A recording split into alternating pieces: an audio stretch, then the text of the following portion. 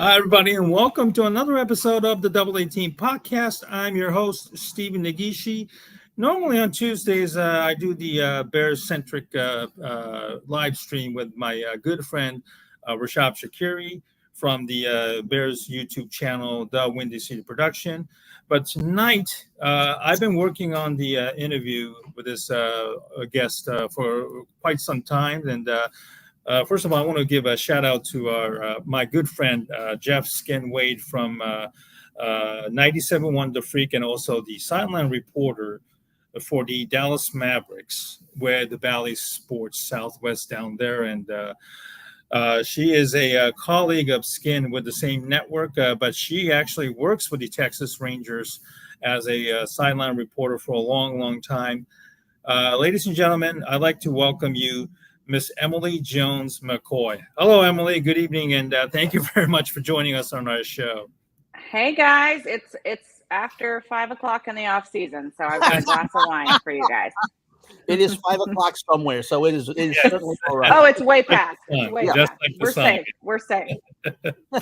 Well, Emily, I just wanted to thank you for joining us. I also gave a shout out to my personal friend Jeff Skinwade, who you know as a silent. Obviously have very, very low standards for friends, is all I'm going to say. No, I'm just kidding. I love Skin. He's been a dear friend for a very, very long time. So you did come highly recommended by Skin, and so I happily obliged. Happy we were finally able to get this worked out. I appreciate it. I know the Rangers spring training is already underway, and your schedule is about to get really, really ramped up and busy. So let's get right to it.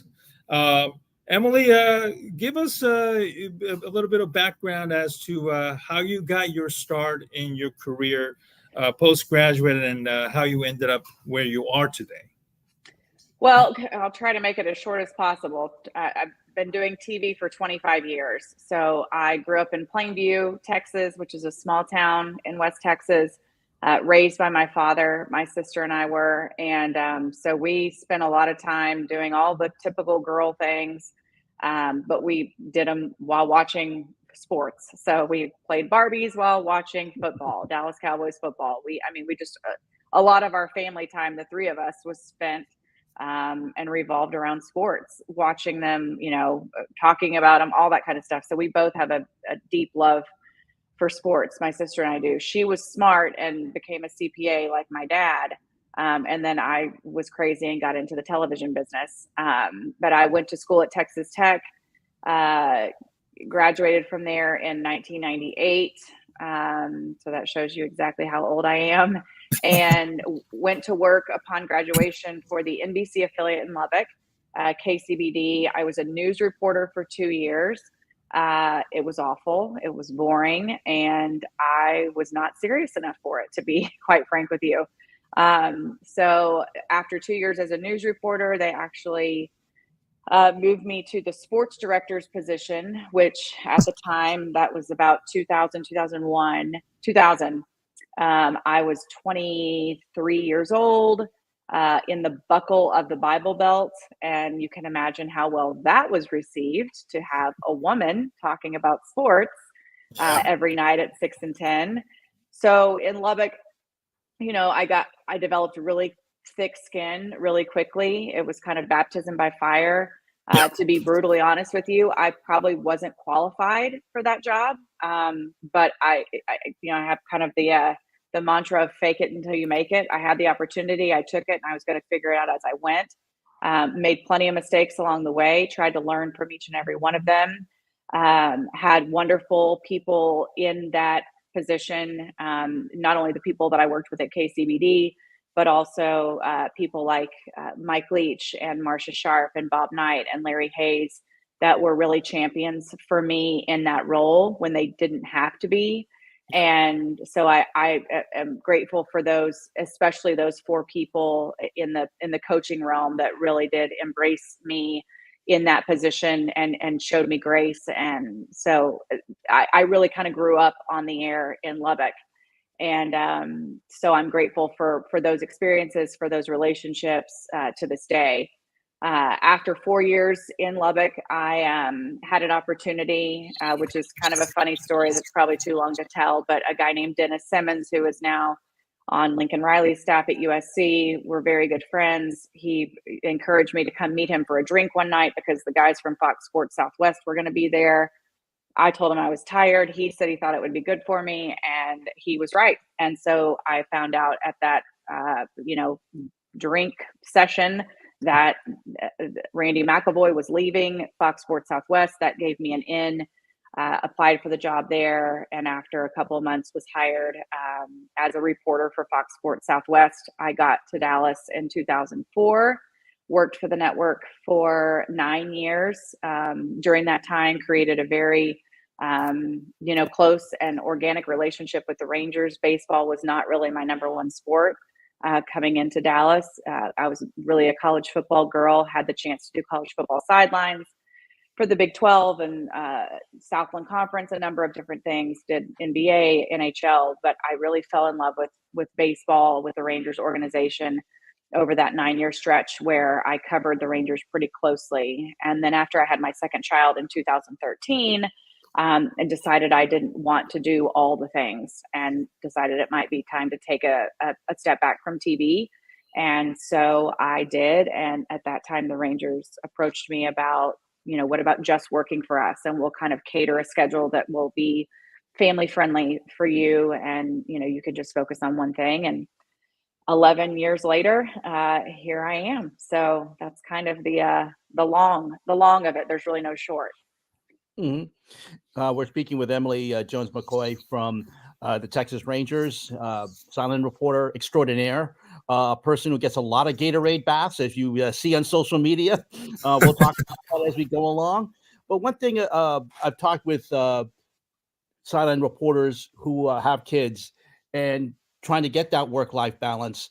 Luckily, you have that. But I've talked with people like Tracy Wilson, who has his sons and trying to balance that out. How do you manage to do that, especially during the summers when the kids are off from school?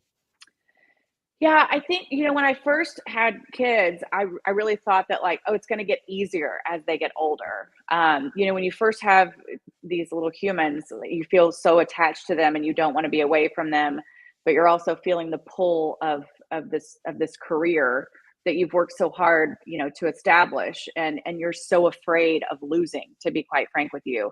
I remember when the Rangers went to the World Series in 2011. I had my son at the trade deadline in 2011, my first child. I came back from maternity leave way early because I didn't want to miss I didn't want to miss a postseason run. We had gone to the World Series in 2010.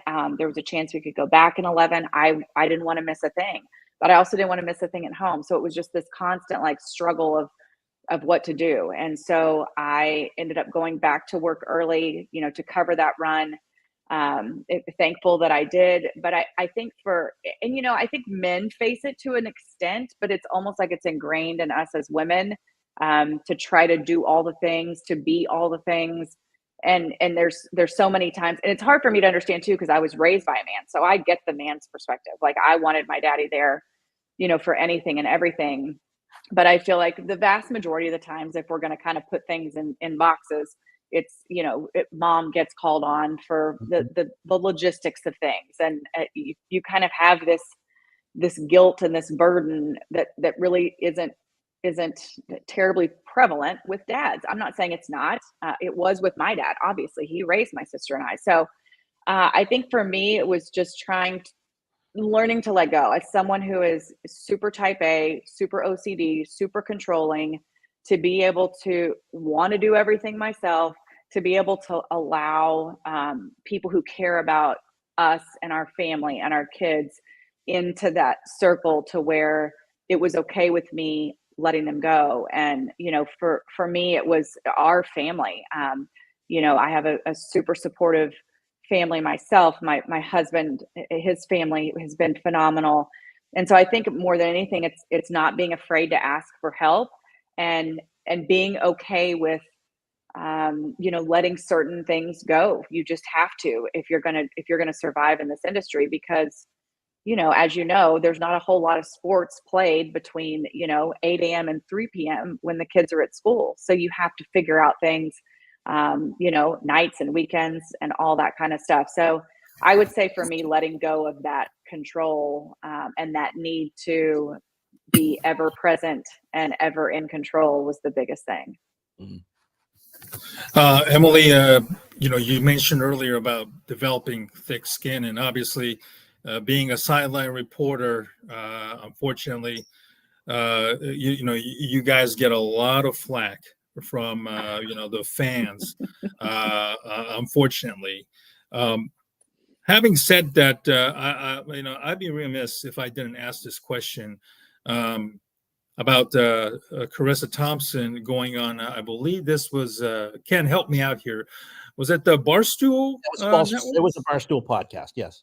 Okay, a Barstool podcast, going on record and admitting that she made up some stuff up, which kind of did get a little bit of a blowback, which she more than a little thankfully survived. Yes. Emily, what is your honest opinion about, obviously, Carissa, and I'm sure you have a lot of respect for what she has done on a national stage. But when you hear somebody like her go on record and make, say something like that, does that kind of bother you, knowing that, you're a sideline reporter who had to carve a niche to get to where you are? So I can see both sides of it, right? Okay. So for example, first of all, as women, you constantly feel like this need to prove yourself for so long, and I felt that for a long time, and I feel like women starting out in sports, especially, really feel like they have to prove something. So much so that a lot of times they overcompensate sometimes, and then you reach a point in your life, personally, your professional life, where you're just kind of like, I'm just okay with being me, like whether you like me or you don't, and you do, and whatever. I realize that not everyone's going to like, you kind of get okay with that. And so I can see where her comments might have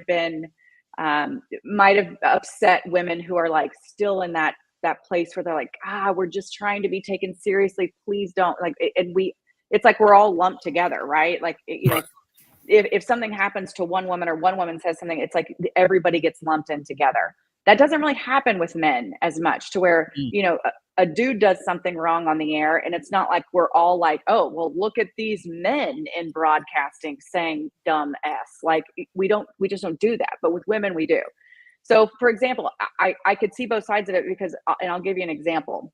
So we did this thing last year called, what was it called? It's like, it was a sponsored event, something, I won't even say the sponsor, but whatever, but it's like 3 random facts about a certain player. Well, we've got to come up with one every game. And so as you can imagine, like that's a lot of games, 162, and you only got so many players. And so, toward the, dog days of summer, I'm trying to come up with content, these 3 interesting things about guys. And it would get to the point where, because of the relationships I have in that clubhouse, I would go up to, just say, Brad Miller, and be like, hey, what do you got today? Can I ask you random questions? And I'm like, what would you be if you weren't a baseball player? And he's like, I don't know. And I'm like, okay, what about a ballerina? And he's like, just make something up. Make it fun, make it interesting. Just get after it. And so then that became a thing, to where it was like, oh, and I would read it on the air, and I'm like, oh, Brad Miller would like to be a ballerina. And they're like, whoa, look at this. And I'm like, I mean, obviously he's kidding. So I think you get to a point where, there's a little bit of I see both sides of it. I don't think she was being egregious and like that she was making up reports or anything like that. I think based on the conversations and the relationships that she has with those coaches, she was able to kind of deduce something. But, saying like, he told me this, that's probably not the best way to go. But I saw her point of view, where she was coming from. And, unfortunately now in this day and age, it's like any misstep that anyone makes, people are really, really anxious to jump on it. So that's kind of my take on that. Right. Let's talk a little bit about the upcoming season. Rangers coming a much different feeling coming off of this as opposed to 2012 and 11. They're coming in as world champs now and World Series champions. You've always you know a little bit about the team. You know more than a little bit, but what is it the feeling like coming this year as opposed to a 10 and 11 when you had that feeling of almost like the feeling of disappointment? Now you have the feeling that they're champs. Now that they, instead of being able to sneak up on people know about them. People are going to be coming after, teams are going to be coming after them. What's that feeling like now as spring training starts? Yeah, I mean, I haven't been to Arizona yet. I'll head there in a couple of weeks. But just in the conversations that I've had in the off season with guys, it's just this great sense of confidence and accomplishment. And when you do this job for long enough, you develop relationships and you're genuinely happy for guys when they accomplish something. And so for me, it's been so fun to see that at our fan fest and see how relaxed Corey and Marcus are. And Corey and Marcus are two of the harder nuts to crack on this team. They're very focused. They're very driven. They're very routine oriented. So, because they're always striving for that world championship, and they got it. And so I'm not saying they're like, oh yeah, let's sit back and relax now, but you can almost sense this sense of, okay, now we know what it takes and now we know we can do it. And so there's just this quiet calm and quiet confidence that I've seen, not just with Corey and Marcus, but with everybody I've come in contact with in the off season.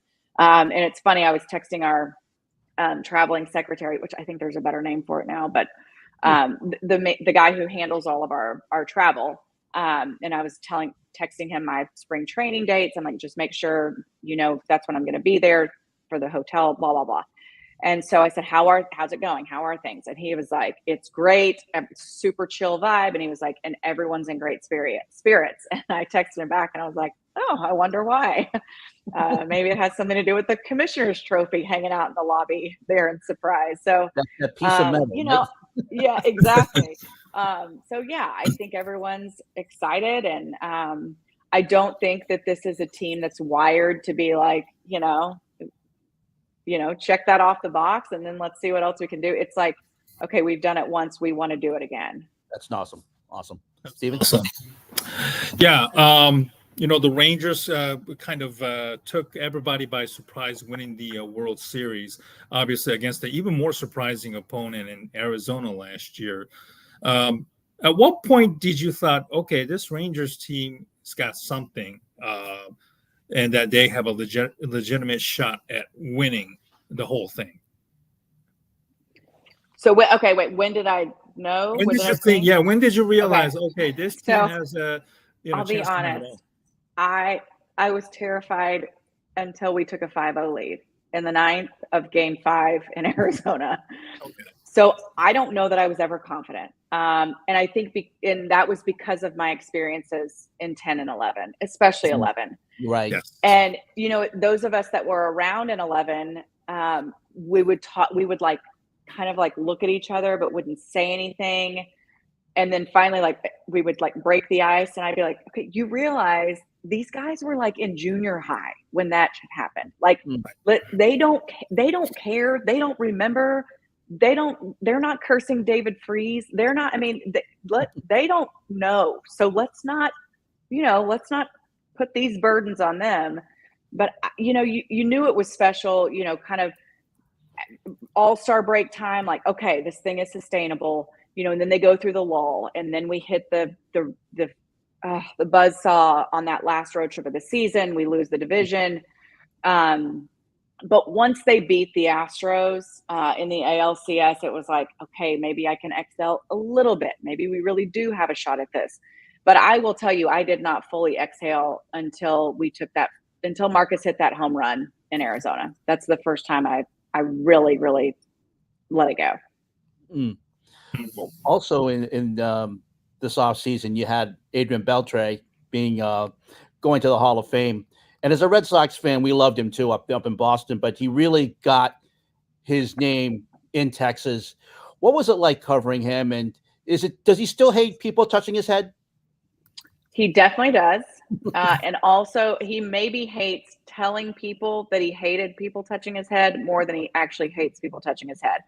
Because if you know anything about a Major League Baseball clubhouse, the worst thing you can do is tell someone or acknowledge that something bothers you. Because if something bothers you, then everyone is just going to keep doing that because that's what they do. But he is a fantastic human being. I love him. I love his family. I am beyond thrilled for them and for him. But it was an interesting relationship between Adrian and I, because when he first got to Texas, he was intimidating, and it wasn't that he was trying to be. He wasn't rude. He wasn't standoffish. He just had like this aura about it. Yes, yeah. He had an aura about him that you kind of just really just didn't mess with him. And so it took literally probably a couple of years before I felt like fully comfortable around him. And in my role, I've learned like, I am a ridiculously outgoing, obnoxious human being. And I've realized in this job, you can't push that on everyone. Not everyone appreciates that. And so you kind of have to learn those guys. Like Nathaniel O, we were like close buds, tell each other anything, make all the jokes, all that from like day 3. Other people, it just takes longer. Some people, it never happens, and that's fine. For Adrian, it just took a while. It took a while for him to kind of let his guard down, feel comfortable, with the media. He was always comfortable with his teammates here. And it just took a while. And I feel like those are some of the greatest relationships I have in this game, is the ones that did take some time to develop, because those are with the guys that don't necessarily let a whole lot of people in. And I just feel like Adrian was comfortable here. He was comfortable. It was a great group of guys. I mean, you had Michael and Ian and Knapp and Mitch Moreland, like Colby Lewis, like it was just such a good group of guys that he felt like he was able to be himself. And he talks about it now. Like, I've always had fun playing the game. I've always enjoyed it. I've always loved it. But Texas brought it out of me because it was a great clubhouse and great group of guys, and Ron Washington. I mean, please, how can you not love Wash? Absolutely. And then coupled with the fact that they were winning, because he's like, if I go out there and we're 20 games below 500 and I'm jacking around, it's not a good look for me or anybody, and that's just not being respectful. But when you're able to win and play at a very high level as a team, personally, individually, you're able to kind of be more of yourself and to show more of that. And I think that's what Adrian was able to do. And I think it was just kind of the perfect storm between he and the Rangers at that time. Are you going to go to Cooperstown for his induction? Of course, yes. So I was able to go with him and Sandra when the announcement was made. That was my first time to Cooperstown, and it was to be able to kind of just follow along, just in the shadows, watch him, see him take it all in. That was so special for me, and I was so honored to be able to be along for that ride. And you better believe I will be in Cooperstown for the induction. I mean, he's, again, a fan favorite up where I live up here in the Northeast, and we were very sad to see him go. But I think Red Sox fans are very happy for him. Another thing about Adrian, and I'll give it to Stephen after this. What was it about him that just endeared him to his team and to the fans? I know that the Red Sox fans felt he was like that blue-collar player that knows the grindstone, was very serious about his craft, but could also laugh at himself. When was it? What endeared him to the Rangers and the Rangers fans? I think for anybody, I think it's the joy that he played with. And I think that it's not like he's the first player to ever play with joy. But I think it's harder to find now where guys are playing, like they play with that joy. And you can't find that love of the game also mixed with, oh, by the way, you're one of the best third basemen to ever play this game. So to have that combination and to be able to balance it was something that really this fan base gravitated to. And I think even later in his career, when we weren't winning, and the example that he set for the young guys, and the leader that he was, and the ability to kind of take on that mentor role, knowing that he wasn't on a good team, but that his value was still so important, and what he provided was still so important, even though it wasn't for a winning team. I think that combination of things really resonated with our fan base. I mean, we're not the Yankees, we're not the Red Sox. We don't have that history. And so to be able to latch on to a player that is the caliber that Adrian is was something really special for this fan base. And I told people this, and I've told Adrian this, and he tells me to shut up. But, I always told people when he was playing, if you want to watch baseball, like if you're not even sure about it, you think it's boring, whatever, buy a ticket to a Rangers game, go sit on the third base side, watch Adrian, don't watch anybody else, watch Adrian from first pitch to final out. And I promise you, you will have a new appreciation for the game. You will want to come back. And so I would tell him that. I was like, what do you think when I tell you this? And he was like, I think you're dumb. Stop talking. I'm like, okay. But I really, really believe that, that he was so much fun to watch. And I'm a big proponent of showing emotion. I mean, Adolis Garcia is like, give me all the Adolis Garcias, like, give me all the bat flips, give me all the chest pounding, all that kind of stuff. I'm like, baseball is, we need that kind of energy in order to advance the game. I don't think everyone needs to do it. I mean, Corey's not ever going to do that. He'll do it every once in a while. He did it against the Astros. Marcus will do it every once in a while, but like, not everyone has to, but like, there's nothing wrong with mixing in a little emotion and a little intensity and a little fire. And it's not just, from my perspective or media's perspective or fans' perspective. If you want to get Corey Seager to talk, ask him about Adolis Garcia. He will talk forever. Any of his teammates. I mean, they feed off of that. And then on those rare occasions where Corey Seager shows some emotion, when he does a bat flip, when he pounds his chest, when he screams and fist bump, they go crazy.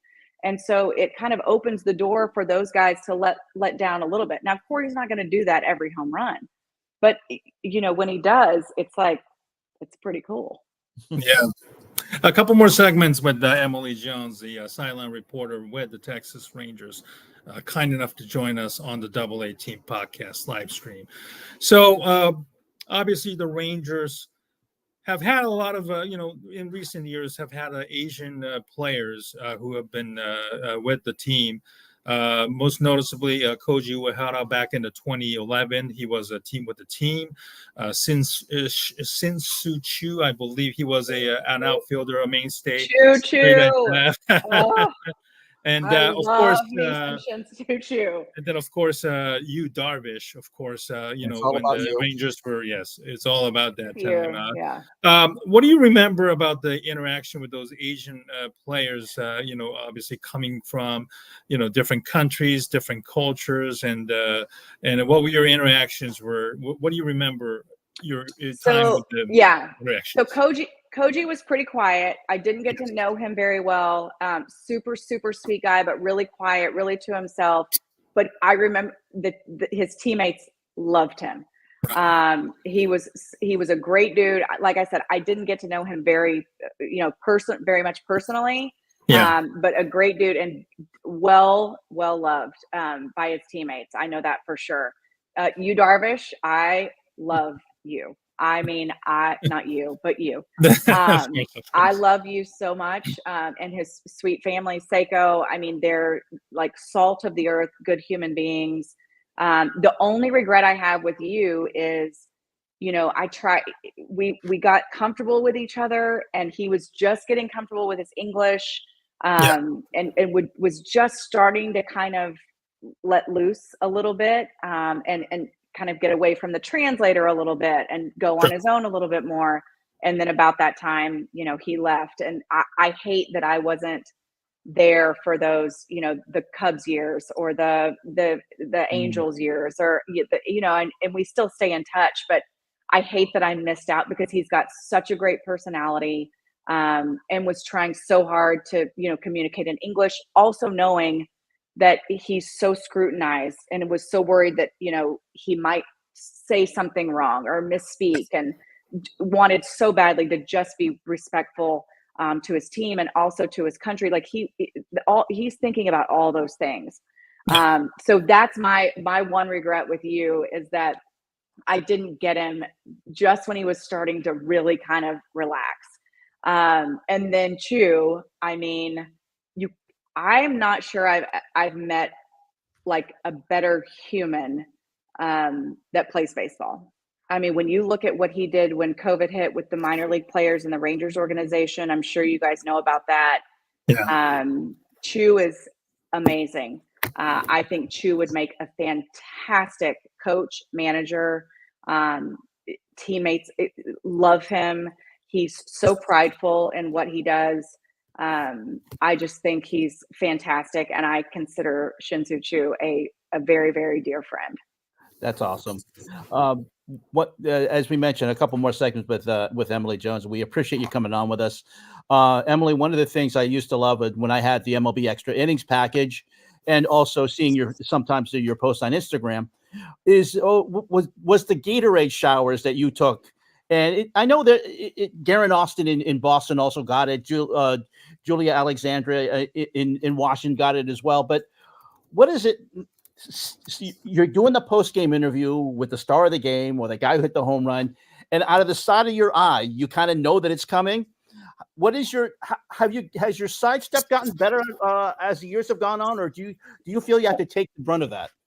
Well, okay, so it started with Elvis and Rugi. So it started with Elvis Andrus and Rougned Odor. Well, actually, it started with Elvis first, because it was before Rugi got here. So it started with Elvis, and he started with like shaving cream pies. And so he would try to get, whoever, Michael Young or whoever, with the shaving cream pie. And then eventually we moved on to the Powerade showers or whatever was in the cooler. So Elvis was always kind of the instigator of that. So like during those runs in 11 and 12 and even later on, that was kind of, his project, so to speak. And I used to wear it a lot because I would honestly forget, because it wasn't every single game.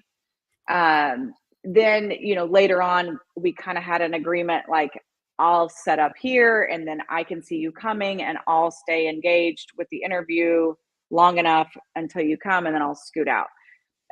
Then Martin Perez came back to our team last year and he brought it back. And so Martin and I are both old enough to know, how this whole song and dance works. And so I had a conversation with Martin of like, okay, I'm too old to be doing this anymore.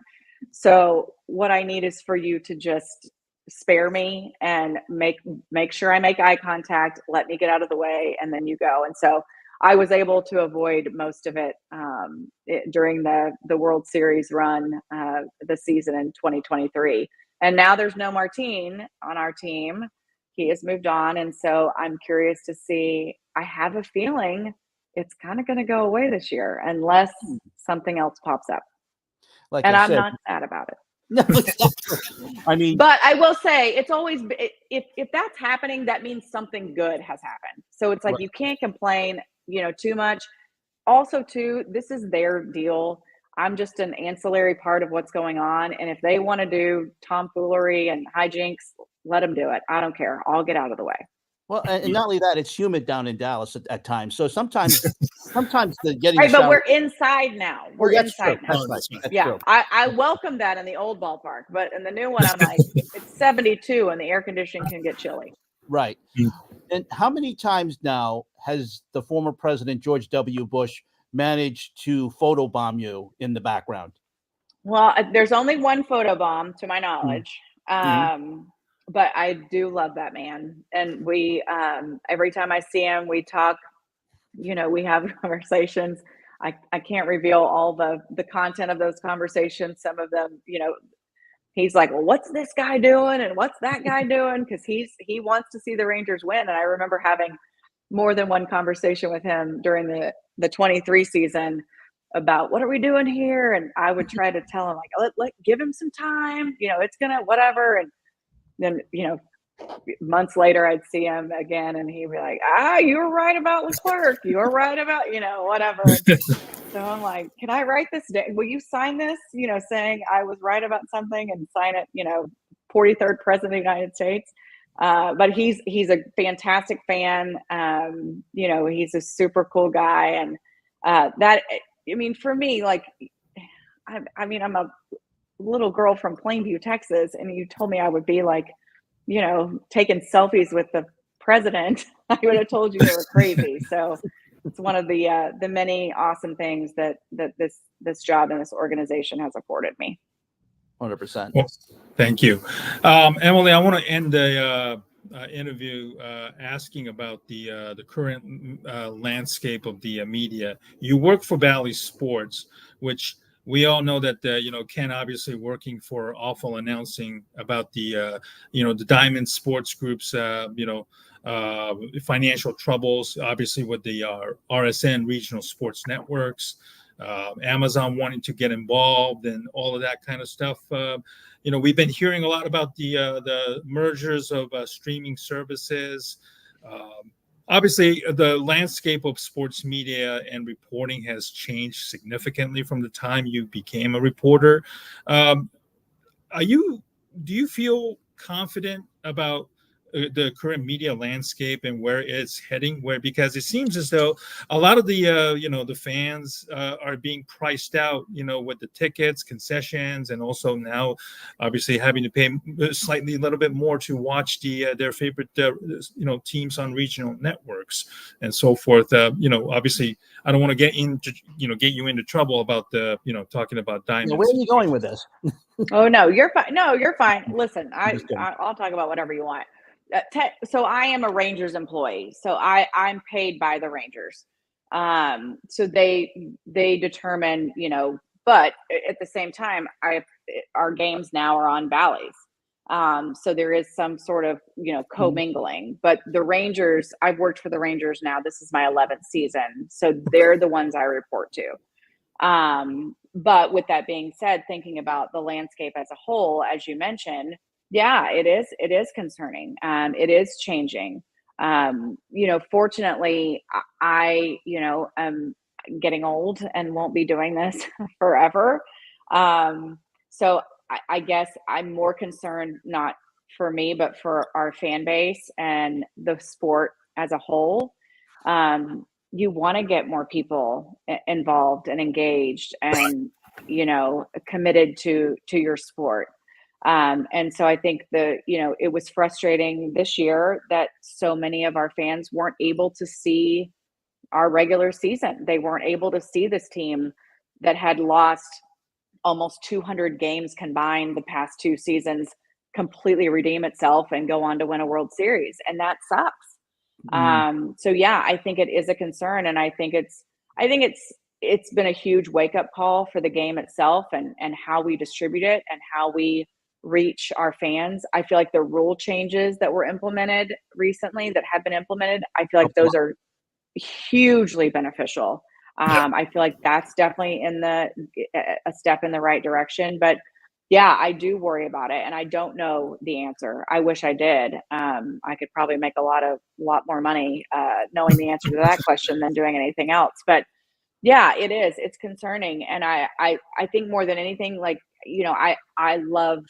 I love this team. I love our fan base. I love our organization. And I want as many people to be exposed to what we have to offer, not just from a on-field perspective, but also too from the caliber of guys that we have in our clubhouse. I want as many people to know about those guys, their stories, what they do for our community, what they do with their platforms. I want as many people to know about that as possible. So, I think it's